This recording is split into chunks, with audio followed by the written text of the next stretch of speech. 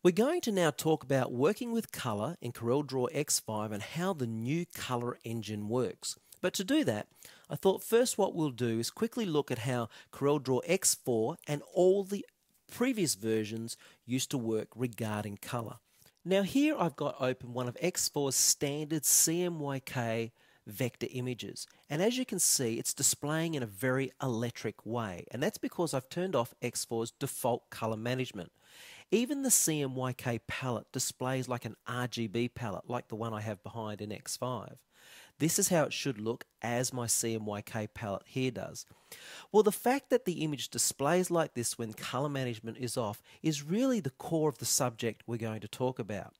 Let's come back up to Tools and to Colour Management, and we'll turn back on the default setting optimized for professional output. Click OK.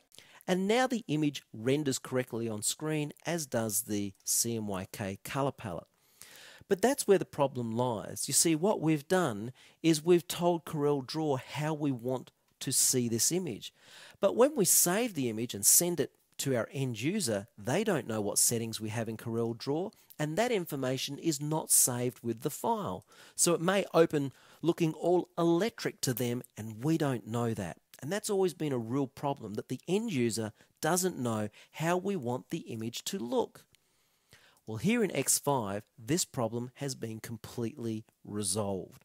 Now, when you save a file in Coreldraw X5, all of the color profile information that's used to render the correct color on screen, that's used by the end printer to know how it should print and look, that is used to create a PDF file or a TIFF file or a JPEG, all of that color information is now saved with the file. And in fact, as you can see, that's the electric look in X4, but when I open this image in X5, it actually rendered perfectly because of the way the new color management system works. So here it is very simply. In X4 and previous versions, no color profile information apart from the actual color values was saved with a file. So end users did not know how a file should look.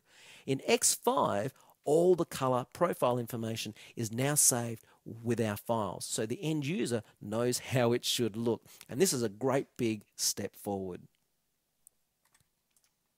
In X5, color management starts when we create a new document. For example, setting the correct primary color mode is very important. Right now it's set to CMYK, which most of us will use in the area of professional print, and that will result in a CMYK palette. If, for example, I'm working on a wide format printer or for the web, I may choose RGB as a primary color mode. Now when I click OK, you'll notice that the color palette now converts to an RGB color palette. And the important thing is this information is embedded in this new document. So when we save it and open again in the future, automatically it will open with the right color palette and so forth.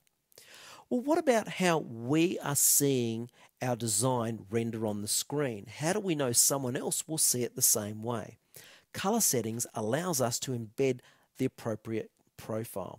So the RGB profile we're seeing here is the profile used for rendering the information on our computer screen, and it's the same default that's actually used by Windows.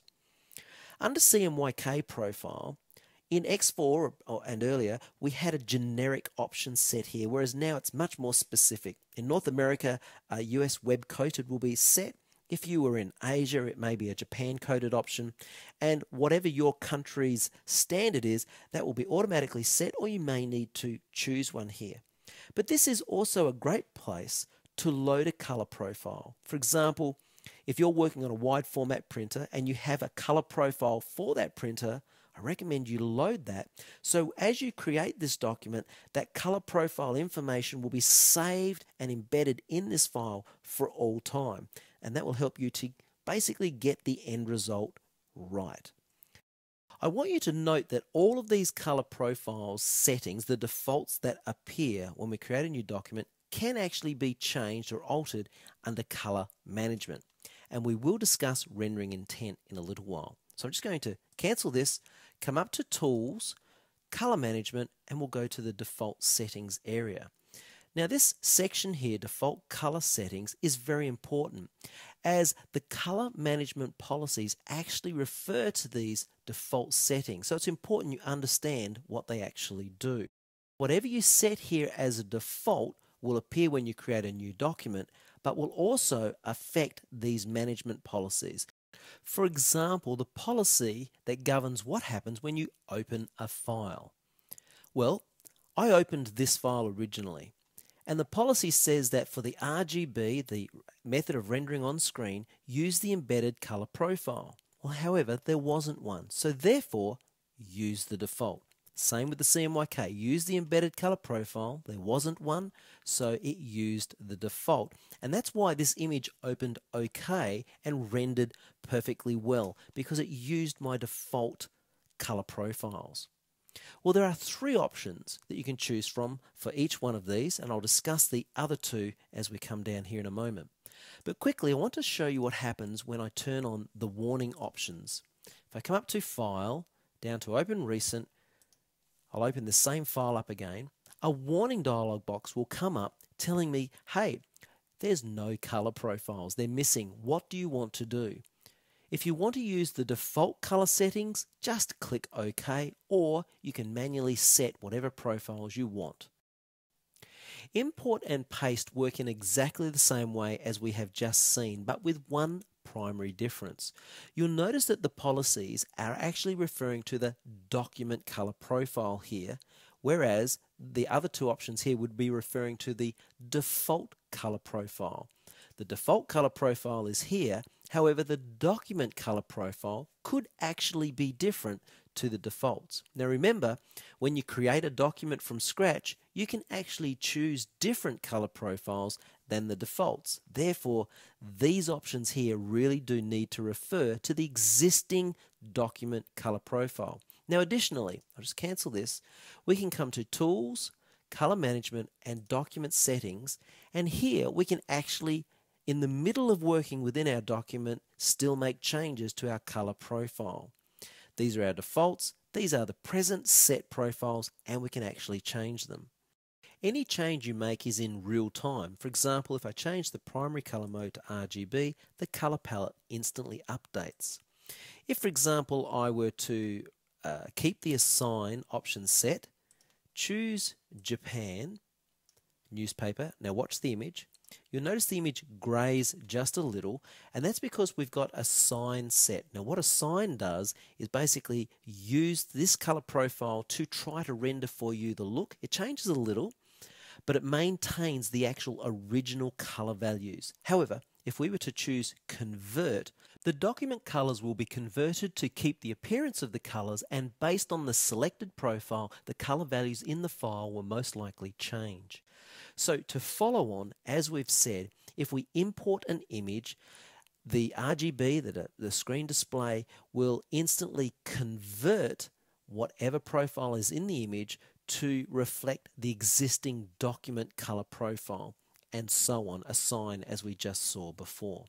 Well, finally, let's have a quick look at color conversion settings.